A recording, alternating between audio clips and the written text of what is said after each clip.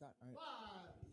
All right. 5, 4, 3, 2, 1, action. Thank you everyone for being here tonight. For my dad's sake, he didn't think anyone would come. Just a few notes before we start. First, be sure to help yourself to the food and drink. I don't want to carry that stuff back inside, so drink up. Next, if you need a bathroom break, Darla, my favorite mom, will show you to the powder room in our house. Finally, please silence your cell phones. I have the honor to introduce to you one of my two favorite sisters. She's a dork, but she makes me laugh. Here she is, straight from Plymouth, Colorado, my sister, Adi Teodorovich.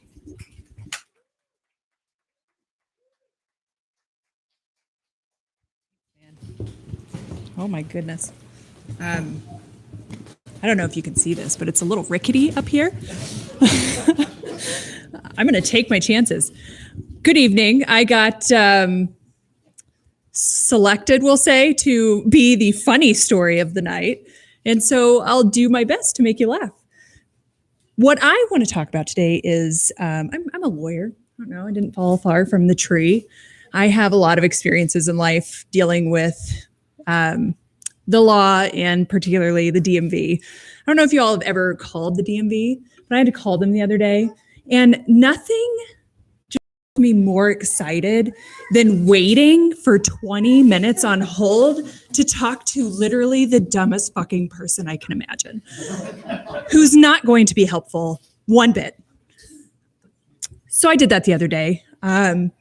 I'm pretty sure at the DMV, some of the hiring strategy has to do with like finding the flunkies from like the computer science degrees. Like, oh, you didn't make it. That's fine. You'll be perfect. You can't use a computer.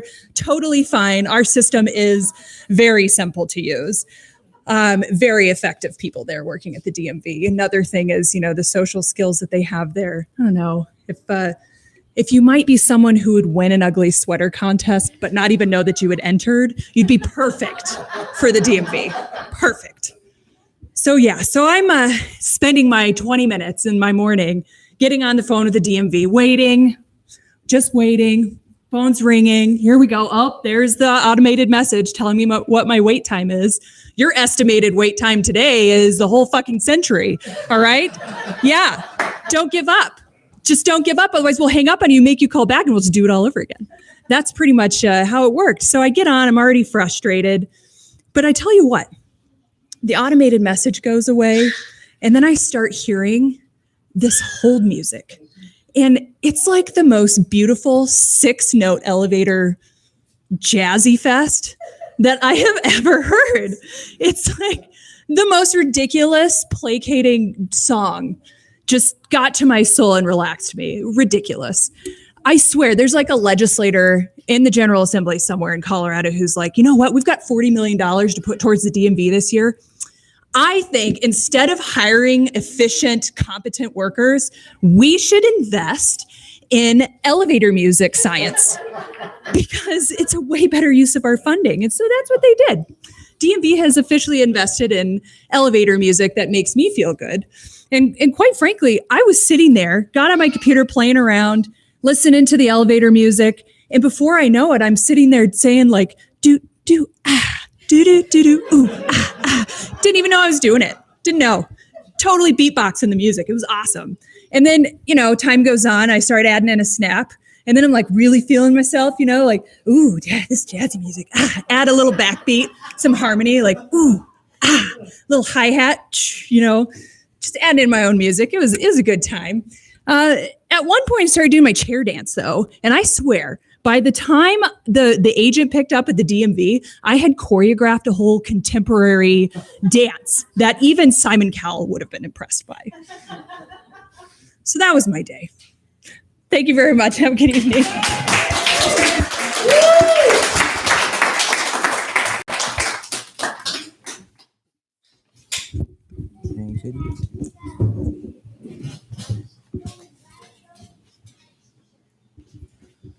Next, we have a story, a legend from ancient Greece.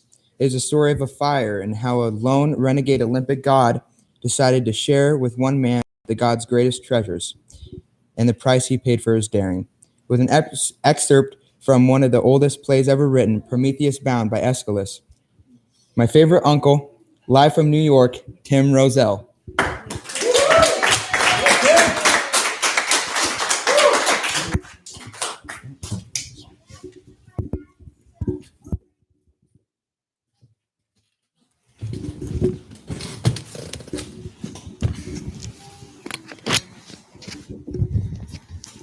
Formalities.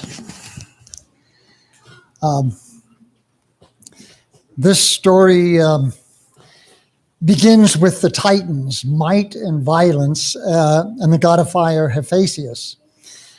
They've accompanied Prometheus to a barren, rocky peak.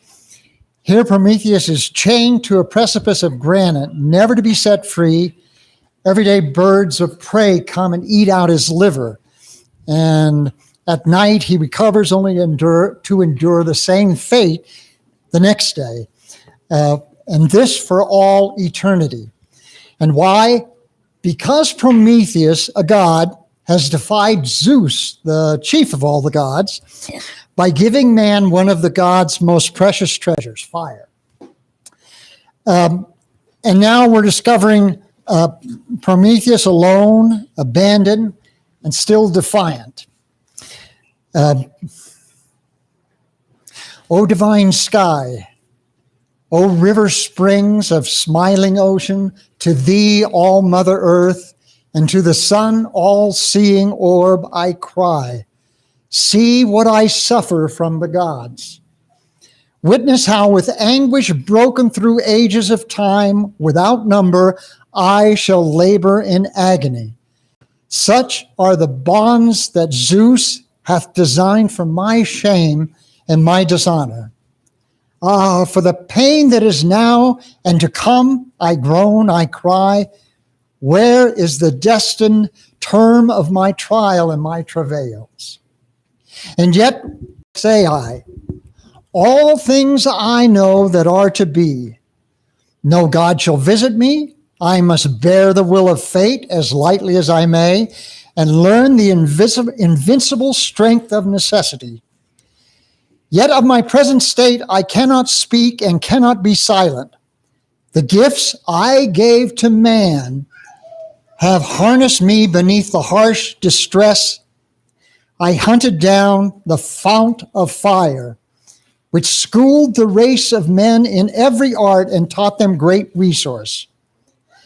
Behold, in chains confined, the detested of Zeus and rejected of all the celestial band that assemble aloft in the heavenly courts on high, for my great love for the children of men. I see you, Prometheus, and your grief brings me to tears. Why does Zeus outrage you so with this agony and shame? Well, I rendered services to that tyrant of the gods, Zeus, and these cruel penalties are my reward. For tyranny, it seems, is never free from this distemper, faithless to friends. But, to your question on why he outrages me so, I will tell you. No sooner was he on his father's throne, seated secure, than he assigned the gods their several privileges, to each appointing their powers. But he held the hapless race of man of no account, resolving to destroy all humankind and sow new seed on the earth. And none defended his will in this except me. I dared to do it. I delivered man from death and deep destruction. Such the crime for which I pay with all these fell agonies, painful to suffer, pitiful to see. For pitying man in preference to myself, I am debarred, stand tortured, to Zeus a spectacle of shame, and to my friends I'm a sight of pity. Could you, maybe, have carried your daring too far? Well, I saved man from foreknowledge of his fate. And what cure for that illness did you find? Well, first, I implanted in his heart blind hopes. That is really a blessing you have given to man. Well, and furthermore, I bestowed fire on him. Do those creatures of day really have fire? They have. And many arts shall they learn from this. Such then the accusation from Zeus. No, outrages me and does not cease. Even though it is wrong. Is there no end date for your punishment? No end, save when he thinks it's best to end them. And when will he? Do you think just maybe you have sinned? All this was known to me. I willed to sin.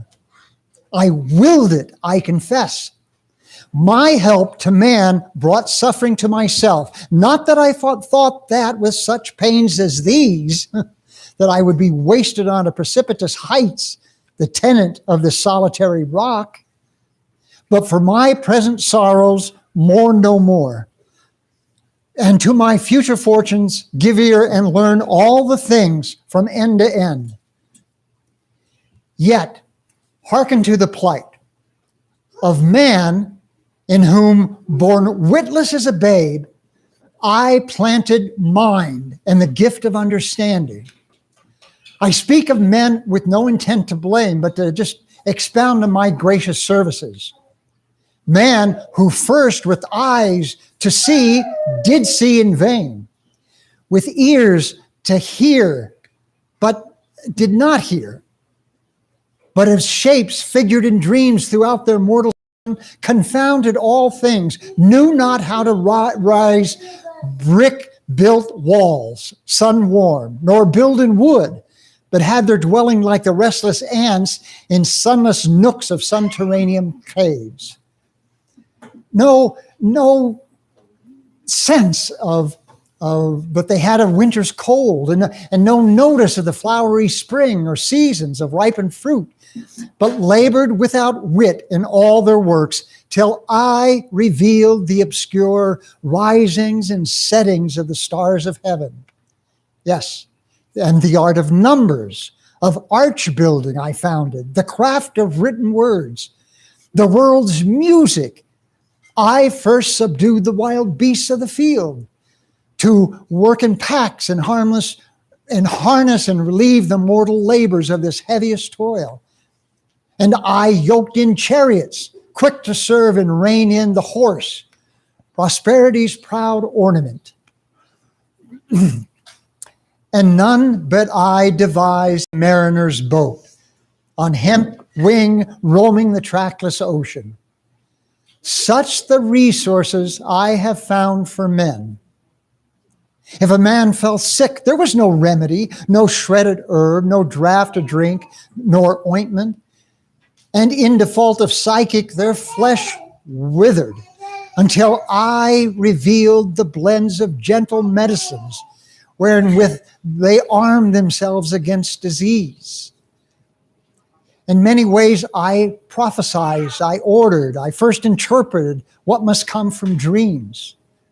And the obscure importance of signs and voices I defined and taught them to discern the various flight of birds, and also man's hatred and their loves for one another. I burnt and led man to the riddling art of divination and augury by fire. For long in darkness hid, I brought to light. Such help I gave and more beneath the earth. The buried benefits of humanity, iron and bronze and silver and gold.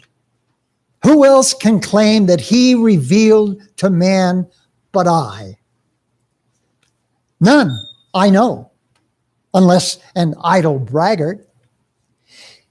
In these few words, learn briefly my whole tale. Prometheus founded all the arts of men.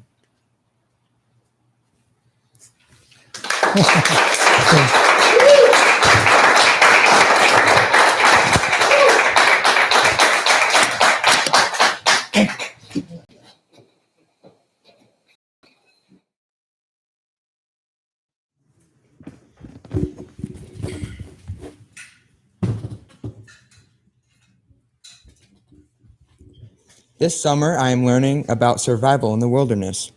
Next weekend is my survival night ordeal.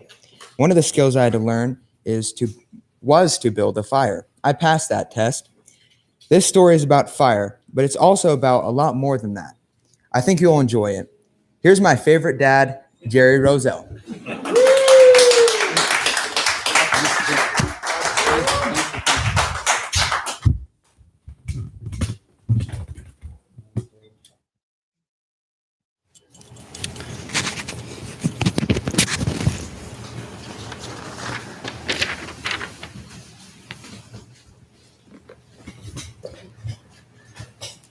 Prometheus was one hell of a guy. And we have a lot to be thankful for from him. To start off, I do want to thank a few people. First of all, thank you all for being here. How about a hand? Thank you.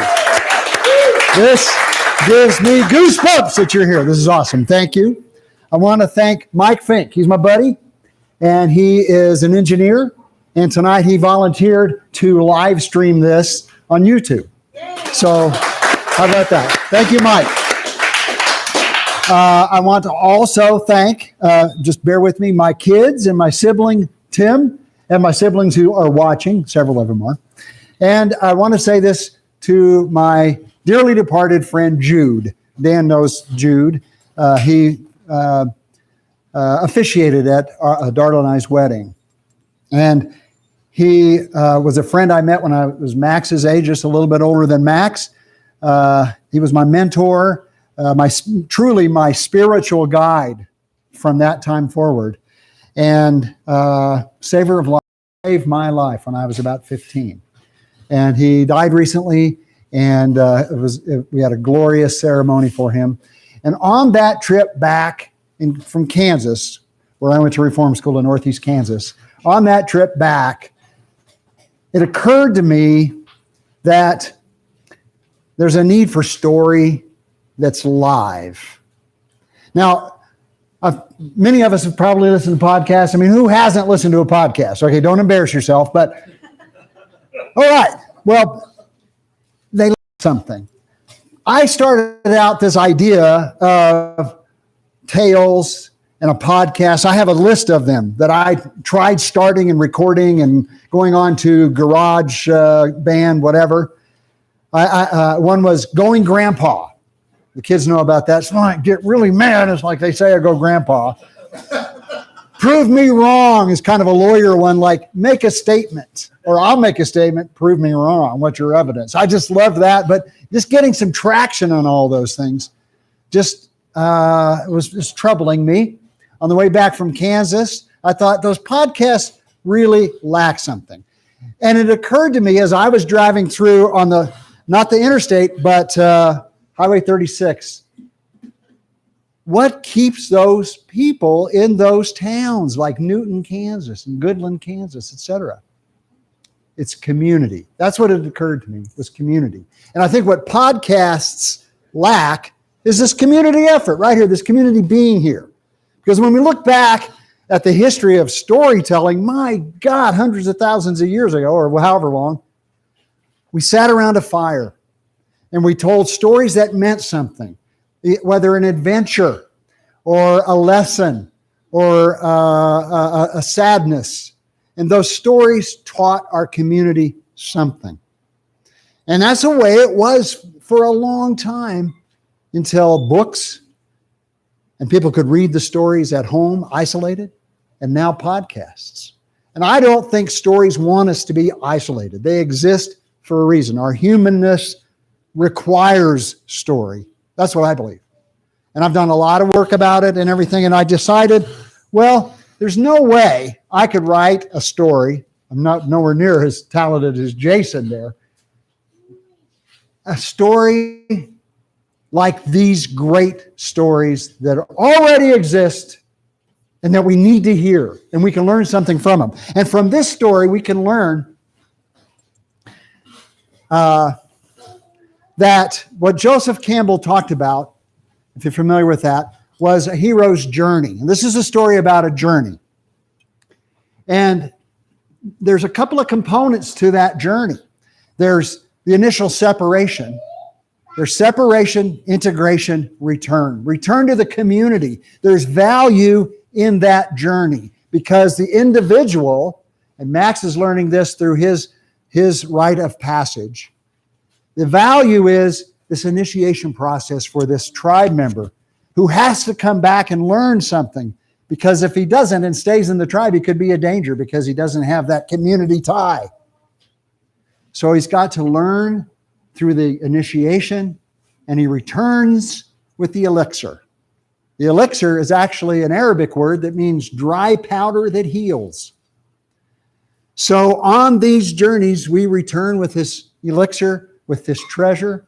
And for me personally, I have treasure. Oh my God. I mean, but what I found in my search, in my journey, is that I need to return to the community and share that, because it makes us stronger.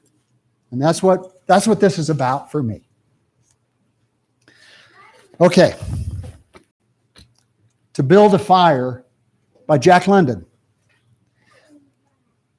The day had broken cold and gray, exceedingly cold and gray, when the man turned aside from the main Yukon Trail and climbed the high earth bank where a dim and little traveled trail led eastward through the fat spruce timberland. It was a steep bank that he had to climb, and at the top he was out of breath. So, excusing that act, he looked at his watch. It was 9 o'clock. There was no sun or hint of sun, though there was not a cloud in the sky. It was a clear day, and yet there seemed an intangible pall over the face of things, a gloom that made the day dark, and that was due to the absence of sun. This fact did not worry the man. He was used to the lack of sun. It had been days since he had seen the sun, and he knew that a few more days must pass before that cheerful orb, due south, would just peep above the skyline and dip immediately from view. The man flung a look back along the way he had come. The Yukon lay a mile wide and hidden under 3 feet of ice. On top of this ice were as many feet of snow. It was all pure white, rolling in gentle undulations where the ice jams of the freeze-up had formed. North and south, as far as his eye could see, it was unbroken, save for a dark hairline that curved and twisted away into the north, where it disappeared under another spruce-covered island. This dark hairline was the trail, the main trail, that led south 500 miles to the Chilkoot Pass, Dyea, and Saltwater. And that led north 70 miles to Dawson, and still on to the north 1,000 miles to Nulato, and finally to St. Michael on the Bering Sea, 1,000 miles and half 1,000 more. But all this, the mysterious, far-reaching hairline trail, the absence of sun from the sky, the tremendous cold, and the strangeness and weirdness of it all, made no impression on the man. It was not because he was long used to it. He was a newcomer to the land, a Chachakwa, and this was his first winter. The trouble with him, he was without imagination. He was quick and alert in the things of life, but only in the things and not in the significances. 50 degrees below zero meant 80 odd degrees of frost. Such fact impressed him as being cold and uncomfortable, and that was all. It did not lead him to meditate upon the frailty as a creature of temperature, the frailty of man, and upon man's frailty in general, able only to live within certain narrow limits of heat and cold.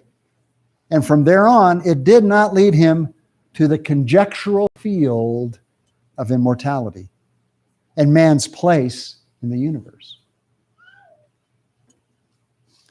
50 degrees below zero stood for a bite of frost that hurt and that must be guarded against by the use of mittens, ear flaps, or moccasins and thick socks.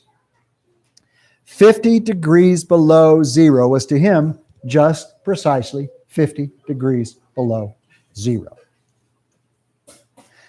That there should be anything more to it was a thought that never entered his head. As he turned to go on, he spat speculatively. There was a sharp, explosive crackle that startled him. He spat again and again in the air. Before it could fall to the snow, the spittle crackled.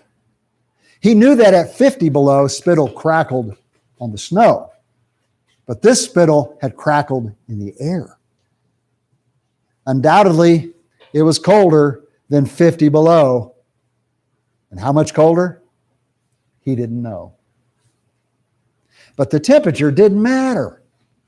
He was bound for the old claim on the left fork of Henderson Creek, where the boys were. They were there already. They had come over across the divide from the Indian Creek country, while he had come the roundabout way to look at the possibilities of getting logs out from the islands in the Yukon in the springtime. He would be into camp by 6 o'clock, a bit after dark, but the boys would be there. A fire would be going, and a hot supper would be ready. As for lunch, he pressed his hand against the protruding bundle under his jacket. It was also under his shirt, wrapped in a handkerchief and lying against his naked skin. It was the only way to keep the biscuits from freezing. He smiled agreeably to himself as he thought of those biscuits, each cut open and sopped in bacon grease, and each enclosing a generous slice of fried, thick, fat bacon. He plunged in among the big spruce trees. The trail was faint. A foot of snow had fallen since the last sled had passed over, and he was glad he was without a sled, traveling light. In fact, he carried nothing but the lunch wrapped in the handkerchief. He was surprised, however, at the cold. It certainly was cold, he concluded, as he rubbed his numb nose and cheekbones with his mittened hand. He was a warm, whiskered man, but the hair on his face did not protect the high cheekbones and the eager nose that thrust itself aggressively into the frosty air.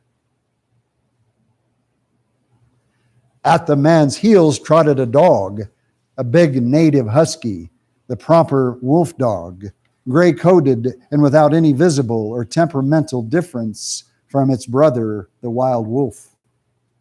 The animal was depressed by the tremendous cold. It knew that it was no time for traveling. Its instinct told it a truer tale than was told to the man by the man's judgment.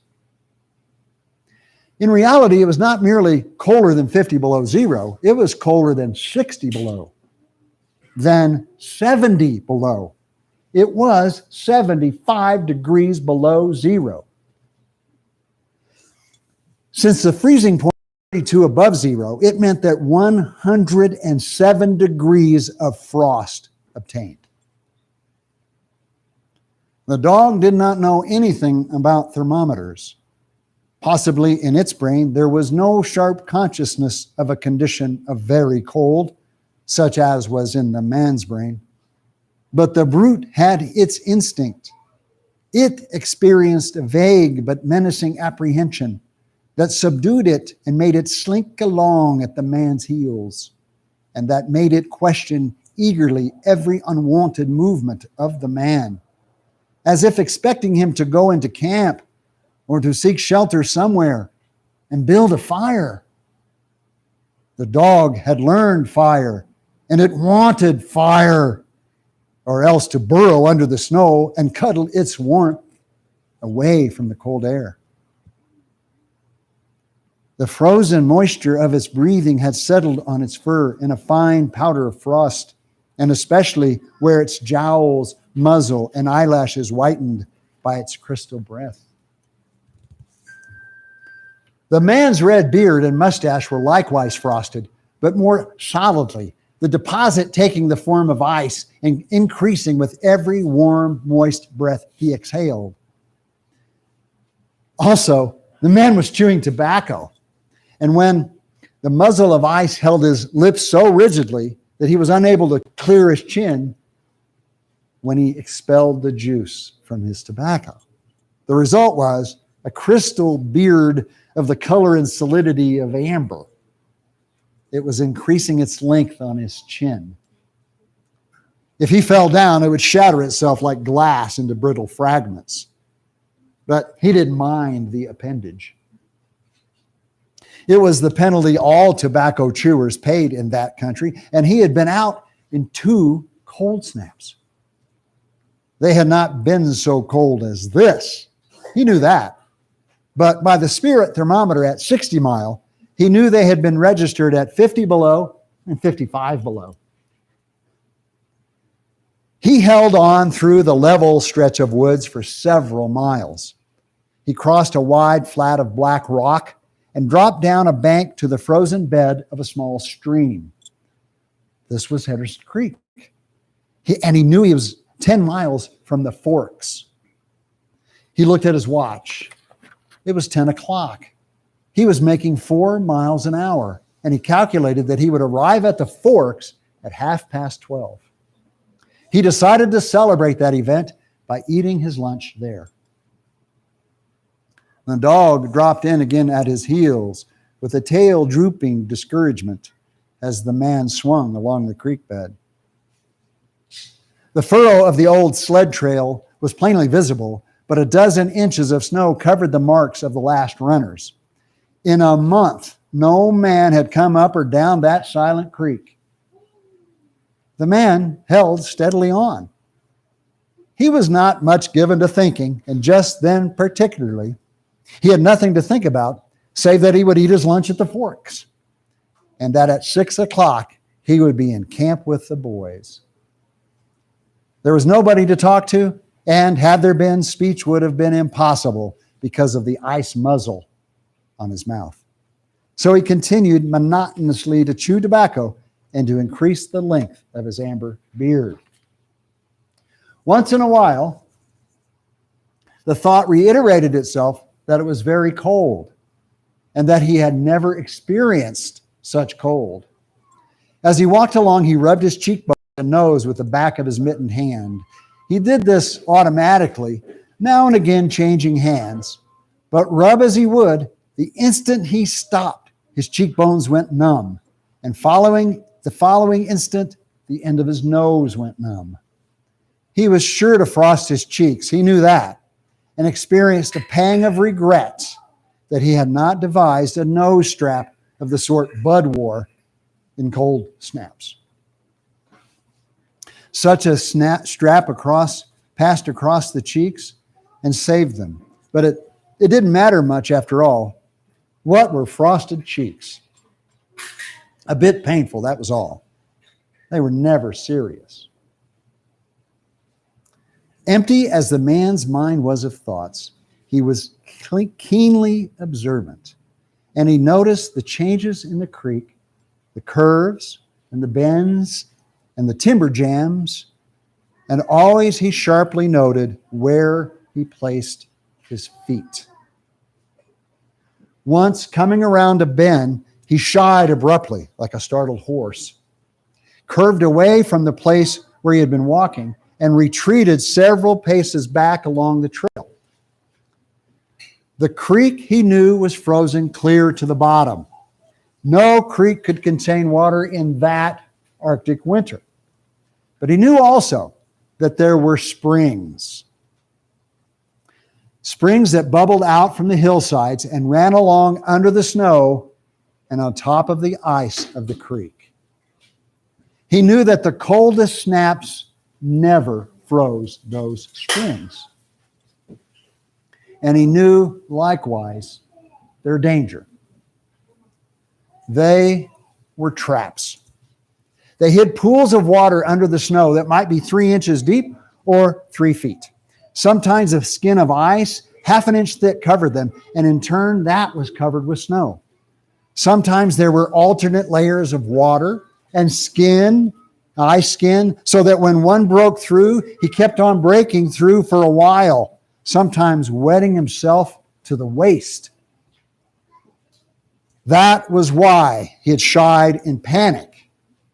He had felt the give under his feet and heard the crackle of snow under the ice skin. And to get his feet wet in such a temperature meant trouble and danger. At the very least, it meant delay, for he would be forced to stop and build a fire. Under its protection, he would bare his feet while he dried his socks and his moccasins. He stood and studied the creek bed and its banks and decided that the flow of water came from the right.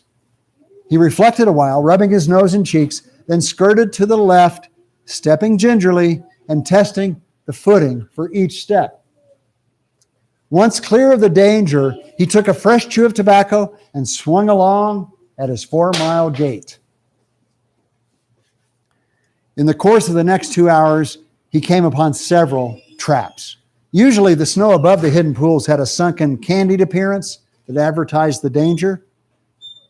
Once again, however, he had a close call. And once, suspecting danger, he compelled the dog to go in front. The dog did not want to go. It hung back until the man shoved it forward, and then it went quickly across the white, unbroken surface. Suddenly it broke through, floundered to one side, and got away to firmer footing. It had wet its 4 feet and legs, and almost the water that clung to it turned to ice. It made quick efforts to lick the ice off its legs, then dropped down in the snow and began to bite out the ice that had formed between its toes. This was a matter of instinct. To permit the ice to remain would mean sore feet. It did not know this. It merely obeyed the mysterious prompting that arose from